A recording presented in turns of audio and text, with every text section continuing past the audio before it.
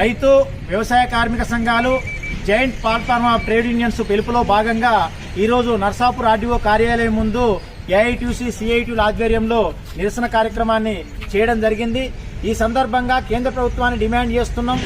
అసంఘటితంగా కార్మికులకు కనీస వేతనం 26,000 రూపాయలు నిర్ణయించారు. వ్యాప్తంగా ఒక పెద్ద చర్చ జరుగుతున్నది.